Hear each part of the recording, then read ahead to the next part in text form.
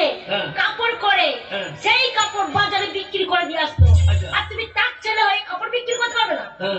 তাই কাপড় রেখেছি, কাপড় নিয়ে গিয়ে ব্যবসা করতে। কাপড় আছে? হ্যাঁ, এক্ষুনি এনে দিচ্ছি। ব্যবসা করে এলাকার মানুষকে দেখিয়ে দেবো। কি সেই কাপড় বিক্রি কত জানো তো? কেমন করে বিক্রি করে বলো দেখি।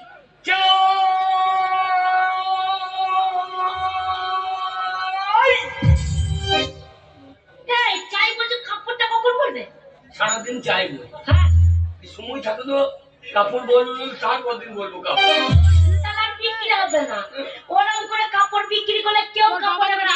কাপড় বিক্রি করে আমি শিখিয়ে দিচ্ছি। আমি যেভাবে বলছি সেভাবে বলবে। চাই বাবু কাপড় আছে, পিঠের পর বিছানার আঁচল, বাবু ধাক্কা, মেয়েদের ব্লাউজ আছে, সায়া আছে, ব্যাগ আছে, স্যান্ডেল গেঞ্জি আছে, শর্ট প্যান্ট আছে। চাই বাবু কাপড়।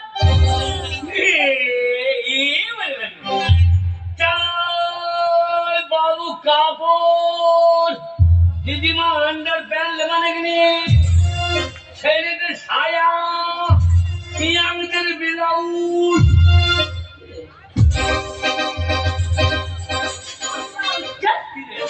ইয়ং ছেলেদের ব্লাউজ, হ্যাঁ ইয়ং ছেলেরা ব্লাউজ পরে স্যান্ডেল গেঞ্জি পরে, ও লাউটা দিদিমা আন্ডার প্যান্ট পরে।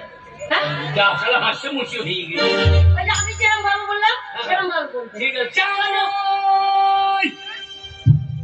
পুকুর কাপড়। হ্যাঁ, এই কথা ও কথা খুব করে। ও ছায়া ব্লাউজ পুকুর কাপড়। হ্যাঁ, কাপড় চাই আন্ডার প্যান্ট পুকুর কাপড়। পুক করে কাপড় বলা হবে? কিছু বলি এই কথা সে কথা, পুক করে কাপড়ের কথা, কাপড়ের কথাটা বলবে। মানে যখন বলছি না লাস্টে কাপড়। হ্যাঁ, এই যে দাদা, গেঞ্জি জামা প্যান্ট পুকুর কাপড়।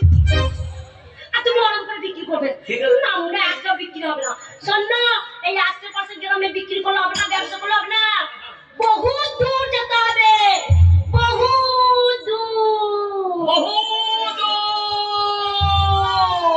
চণ্ডীপুর। না, আমরা নাকের ডগায় চণ্ডীপুর, চণ্ডীপুর।